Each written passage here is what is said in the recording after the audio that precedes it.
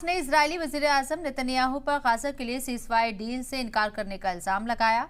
Hamas के एक अफसर ओसामा बरदान ने कहा है कि फिलाडेल्फी कॉरिडोर पर इजरायली फौजियों के बने रहने की शर्त दिखाती है कि इजरायल जंगबंदी को लेकर कोई मुआहदा नहीं करना चाहता है। ये तस्वीरें इजरायल फौज की तरफ से जारी की गई। आईडीएफ का दावा है कि तस्वीरें गाजा में एक सुरंग की हैं। राफा क्षेत्र में 1 किलोमीटर लंबी सुरंग को तबाह कर दिया गया। इससे ये भी पता चलता है कि गाजा पर कई महीनों तक बमबारी के बावजूद सुरंगें अभी भी मौजूद हैं। उस इलाके में शदीद जंग जारी है, जहां हमास के लड़ाके हमलावर इजरायली फौजियों को चैलेंज दे रहे हैं। इजरायली फौज के हालिया फुटेज में आईडीएफ फौजियों को रफा में 1 किलोमीटर लंबी हमास सुरंग में ब्लास्ट करते हुए दिखाया गया है। हजारों शहरियों को इलाका छोड़ने के लिए मजबूर होना पड़ा।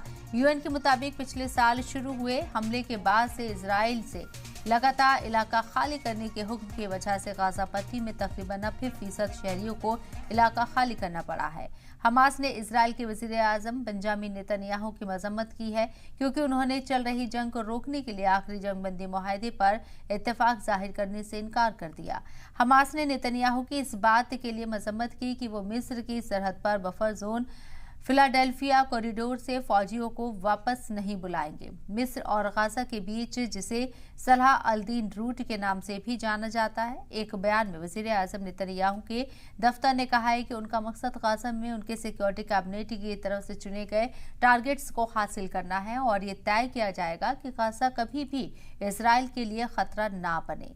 मई के महीने में इजरायल ने रफा क्रॉसिंग पर कंट्रोल कर लिया और फिलाडेल्फिया कॉरिडोर पर अपनी फौज को तैनात कर दिया, जो 1989 के कैंप डेविड अमन मुआहदे के मुताबिक मिस्र के आर्मी के कंट्रोल में होना चाहिए। इस रूट पर इजरायल का कंट्रोल और मेडिटेरियन सी के वेस्ट में आगे की रफ्तार ने बाज़ाब्ता तौर पर गाजा के मिस्र के साथ जियोग्राफिकल ताल्लुकात को तोड़ दिया है और शहरियों को खान यूनिस और डियर अल बलहा भागने के लिए मजबूर किया। इस हफ्ते अमेरिकी वज़ीर ख़ारजा एंटनी ब्लिंकन गाजा में नए सिरे से जंगबंदियों बंधकों की वापसी के लिए वेस्ट एशिया पहुंचे हैं। ब्लिंकन ने इस इलाके का 10वीं बार दौरा किया है। जैसे ही वार्ता फिर से शुरू हुई, अमेरिकी सदर जो बाइडेन ने कहा कि हम गाजा में जंगबंदी के पहले से कहीं ज्यादा करीब हैं, लेकिन हम अभी तक वहां नहीं पहुंचे हैं। व्हाइट हाउस के मुताबिक उन्होंने इस बात पर जोर दिया है कि इजरायली पीएम बेंजामिन नेतन्याहू के साथ बातचीत में किसी मुआहदे पर पहुंचने और इसे रोकने वाली किसी भी रुकावट को जल्द दूर करने की जरूरत है।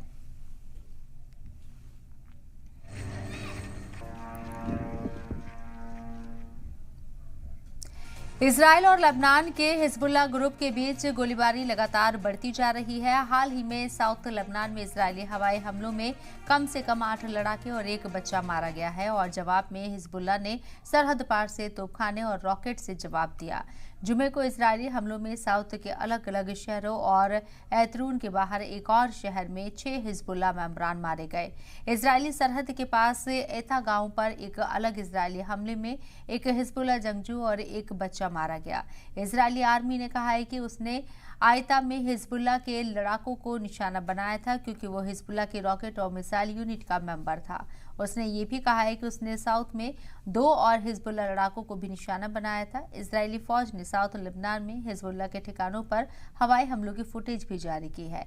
वीडियो में एक गाड़ी और रॉकेट लॉन्चर पर हवाई हमला दिखाया गया। वीडियो के साथ दिए गए बयान में आर्मी ने कहा है कि गाड़ी में हिजबुल्लाह की रॉकेट और मिसाइल यूनिट का मेंबर था। आईडीएफ ने लेबनानी इलाके से 40 से ज्यादा प्रोजेक्टाइल दागे जाने की भी जानकारी दी है। उन्होंने कहा है कि वो नॉर्थ इजराइल में घुस आए थे, लेकिन किसी के जख्मी होने की खबर नहीं है। इजरायली फौज का दावा है कि उसने कुछ प्रोजेक्टाइल को रोक लिया। हिजबुल्लाह ने दावा किया है कि उसने पूरे दिन अलग अलग इजरायली आर्मी ठिकानों पर रॉकेट और तोपखाने की गोलीबारी की है। साउथ लेबनान से नॉर्थ इजराइल की तरफ रॉकेट की बौछार देखी गई। हमलों के बारे में शहरियों को वार्निंग देने के लिए इजरायली शहरों में सायरन बजाए गए। इजराइल के आसमान में लॉन्चिंग के बाद भारी धुआं और धमाके देखे गए। इजरायली फौज पिछले कई महीनों से लेबनान की सरहद पर ईरान हामी हिजबुल्लाह के साथ गोलीबारी कर रही है और हाल ही में दुश्मनी बढ़ गई है, जिससे इस इलाके में बड़े पैमाने पर जंग का खदशा बढ़ गया है। अक्टूबर में शुरू हुई झड़पों के बाद से लेबनान में 600 से ज्यादा लोग मारे गए हैं, जिनमें 400 से ज्यादा हिजबुल्लाह लड़ाके और 130 से ज्यादा शहरी शामिल हैं। अक्टूबर से सीरिया पर इजरायली हमले भी तेजी से बढ़े हैं। इसराइल ने सीरिया में ईरान से जुड़े टारगेट्स पर हमले किए और जुमे को सीरिया में इजरायली हमलों में 7 शहरी जख्मी हो गए। सीरियाई वजारत दिफा ने कहा है कि उसके एयरफोर्स ने इसराइल के कुछ रॉकेटों को मार गिराया है। इस बीच यमन के हौसी ने रेड सी और खलीज अदन में 2 जहाज़ों को निशाना बनाया। हिजबुल्लाह ने कहा है कि ये जहाज़ इसराइल के साथ कारोबार करने वाली कंपनियों के थे और फिलिस्तीनी पोर्ट्स में दाखिल की पाबंदी के फैसले की मुखालिफत कर रहे थे। अल्लाहू अकबर।